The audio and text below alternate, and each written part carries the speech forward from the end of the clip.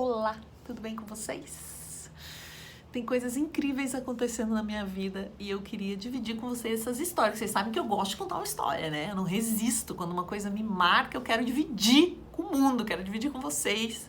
Vai que marca alguém, né? Vai que faz um efeito em vocês, que é o efeito que fez em mim. E essa história aconteceu com a minha família. Minha mãe me ligou. A minha avó já tá bem velhinha. Meu avô faleceu recentemente, foram casados por 65 anos. E a minha avó às vezes lembra quem ela é, às vezes não lembra, às vezes lembra dos filhos, às vezes não lembra.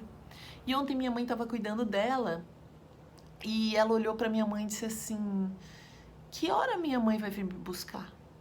Que hora minha mãe vai chegar? Aí a minha mãe, filha dela, disse: não sei, você tá precisando de alguma coisa? Né? Porque vai que ela tava...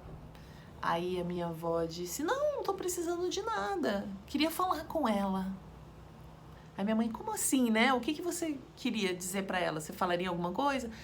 Eu tô com muita saudade dela, pra ela não demorar tanto pra vir me ver. Minha avó tava com saudade da mãe dela. E a minha mãe não soube o que fazer, né? Aí em outro momento ela comentou: antigamente vinha a Babcia, vinha todo mundo aqui me ver, agora ninguém vem mais. Minha avó é polonesa, né? De família polonesa.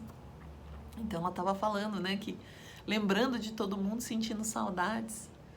E a minha mãe ficou ali um pouco sem saber o que fazer. Aí até perguntou pra ela: você lembra quem eu sou? Você sabe quem eu sou? Ela falou: você é minha filha.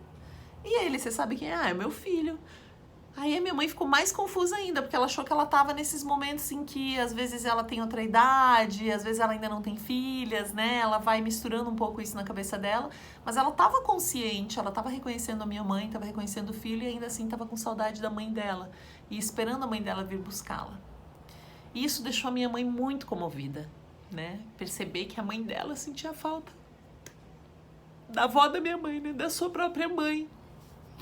E aí a minha mãe quis dividir isso comigo. Ela falou: eu não sei nessas horas se eu tô fazendo a coisa certa. Será que eu deveria explicar pra ela que... lembra, sua mãe já faleceu? Ela falou: não consegui, né? Eu falei: mãe, você tá fazendo tudo muito certo. Muito certo.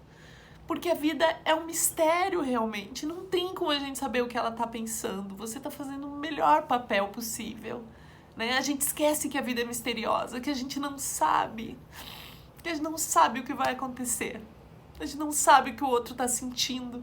E no fim das contas é um super mistério mesmo. Não tem uma solução. Não existe um certo. Não existe um certo nessa situação.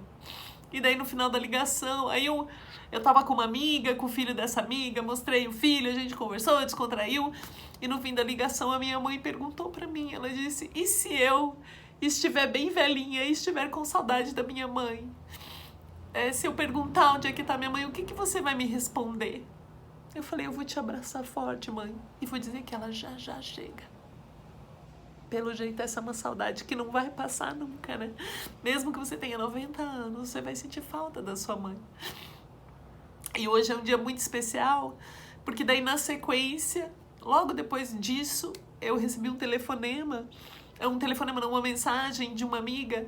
Ela estava com o filho muito doente, um bebê, né? Ele estava doente desde que ele nasceu, a gente já sabia que ele não ia conseguir sobreviver. E ele realmente fez a passagem. E eu acabei de chegar do velório desse bebê. E claro que é uma dor insuportável, tremenda, não dá nem para descrever, gente. Não dá para descrever.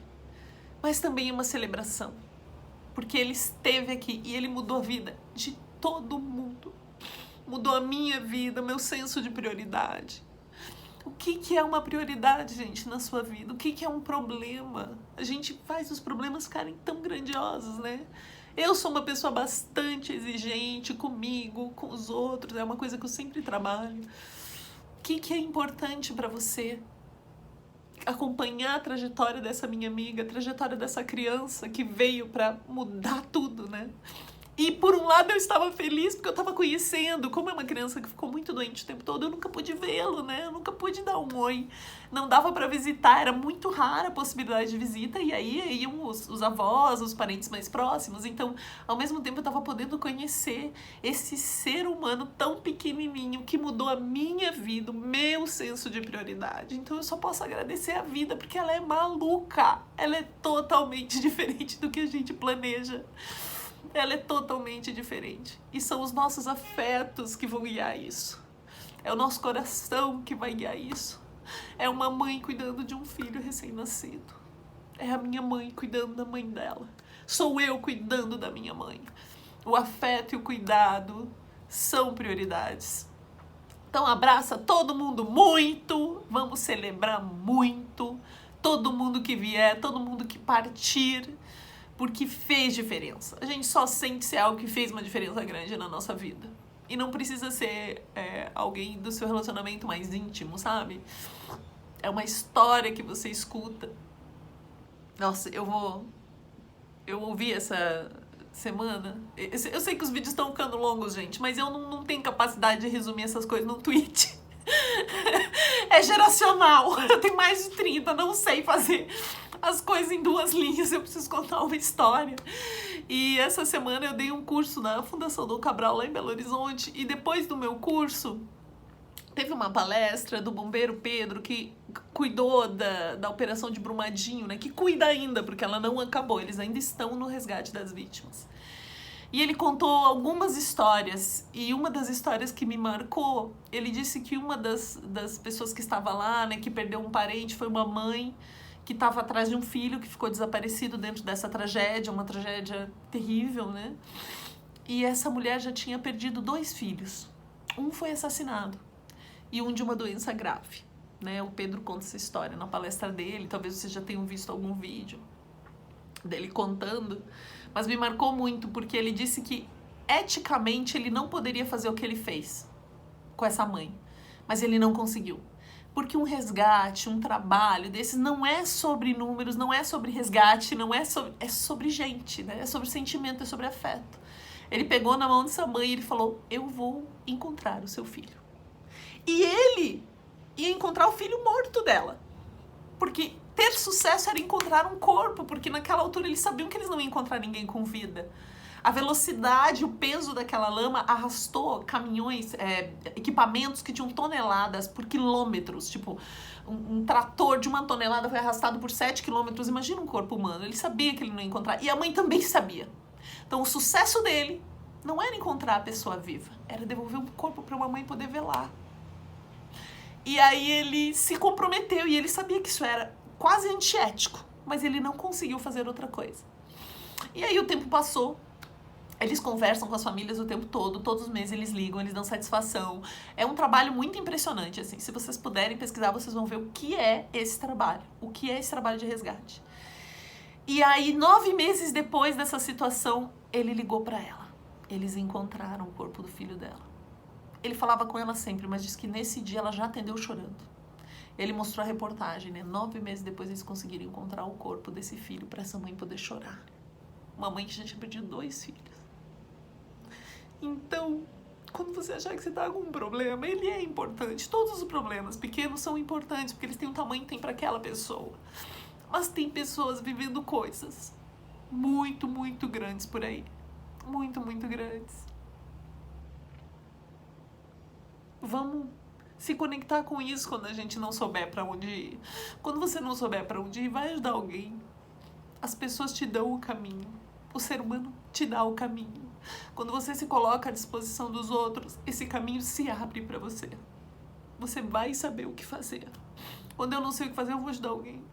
Eu vou oferecer o meu apoio, o meu amor. Quando você não sabe que caminho, não sabe qual é o caminho, deixa o seu contato com a vida te mostrar o que você precisa fazer. Deixa você de lado um pouco, deixa o seu problema de lado um pouco e vai se oferecer, que as coisas vão acontecer pra você. Eu sei que vão, que elas acontecem pra mim. Tá bom? Você oferece o que você tem. E a última história que o Pedro também contou, que foi muito bonito, foi que muitas pessoas não sabem. Eu não sabia, por exemplo. Uma vez eles se dispuseram a levar flores pro local da tragédia em Brumadinho e pediram para as pessoas: quem quiser, traz flores aqui pro batalhão que nós vamos levar para lá. E eles receberam toneladas de flores, muitas flores. E eles despetalaram tudo, né, com voluntários, e fizeram uma chuva de flores, uma chuva de pétalas no local da tragédia.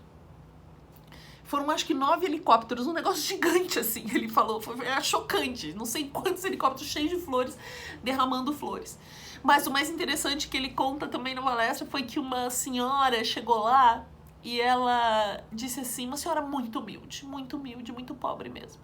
Chegou lá no batalhão de bombeiros e disse, eu não tenho flores, né? Eu não tive como comprar flores, mas eu tenho essas 2 maçãs. E eu queria que vocês levassem pra lá. Porque eu quero fazer a minha parte, eu quero dar a minha contribuição. Eu quero dar a minha contribuição. Eu não tenho como mandar uma flor. E nessa hora ele falou que ele ficou muito comovido. Porque ela queria fazer parte, ela entendeu do que se tratava. Não era sobre você entregar um dinheiro ou fazer uma doação, era sobre você sentir junto com as pessoas. Então, descubra o que são as suas 2 maçãs. O que é a maçã que você tem para oferecer? É o que você tem, do tamanho do que você tem. Você é suficiente, você não precisa ser nada além do que você é. Para estar em movimento, para estar com a vida, para fazer a diferença na vida das pessoas. Ficou um vídeo enorme, mas é isso. Às vezes o vídeo é grande. Uma moça escreveu outro dia, ela falou, eu gosto tanto dos seus vídeos, mas é um pouco longo. Eu falei, eu também acho. Mas eu não consigo fazer diferente. Então, uma boa semana pra vocês. Vamos comemorar as mulheres da nossa vida, já que a gente tá aqui falando disso também, né? Dessa luta, dessa forma da gente conviver todo mundo junto em harmonia. Um abração.